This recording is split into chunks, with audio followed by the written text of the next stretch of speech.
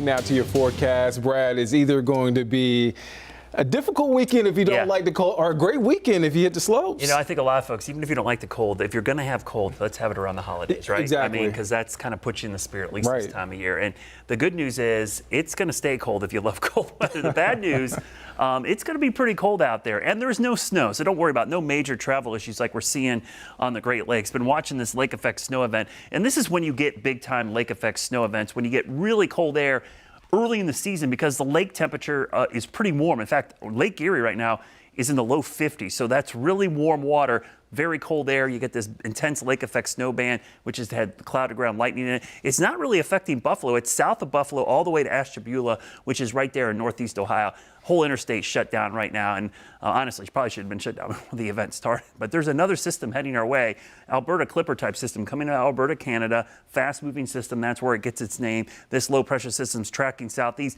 and you see winter weather advisories along the path of this. So heading into Kentucky and eventually into the Western Carolinas, where we're going to see some snow as well. You'll see this low pressure system coming right out of St. Louis, little burst of snow here. Two things happen with this. This does produce some snow showers for the mountains, mainly on the northwest facing slopes, but that cold front also brings a reinforcing shot of cold air. So as cold as it is now, it's actually going to get colder early next week. Look at the future cast for our snowfall here. You'll see this little band of snow coming across St. Louis, moving into Kentucky, and then look at it moving into the mountains. So Sunday into Monday, especially near the Tennessee line, could see a couple inches of snow. So more good news for the ski resorts. They're going to throw some natural snow on all the snow they've been making. But this cold air, it's not going anywhere. Big ridge out west. There's the heat wave. It's on the west coast. When you see that, we typically have a cold snap on the east coast, and it's not going to really move. There's a blocking pattern in the atmosphere, which keeps this low pressure system over eastern Canada intact and continues to pump in the cold air. So this system moves through quickly this weekend. High pressure builds in behind it. So really cold Monday, Tuesday, but then by Wednesday and Thursday, a slow warming trend until we get to the weekend next weekend with the next front pushing through that will usher in even colder temperatures for next weekend. So below average high temperatures, mainly in the 40s and 50s. Our average high, by the way, about 58 degrees. We'll be below that except for Thursday when we could jump into the low 60s. But what you don't see are the overnight lows, which are going to be way down into the 20s and possible teens.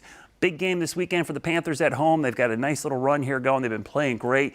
A 4 o'clock game, which is crucial because the sun sets at 5:10. So if you're going to this game, make sure you bundle up because the sunshine in low 50s might feel great, but once that sun gets low on the horizon, it's going to get really cold for most of that game. So this weekend, cold starts in the 20s both mornings. We'll only climb into the upper 40s to near 50 for an afternoon high. Your Guy Roofing 7-day forecast. Notice the highs, but also the low temperatures. Tuesday and Wednesday morning in particular could be around 19 or 20. We'll go 10 days into the future so you can see next weekend another weekend with highs only in the 40s. So the cold air is sticking around. I guess, Brad, I guess.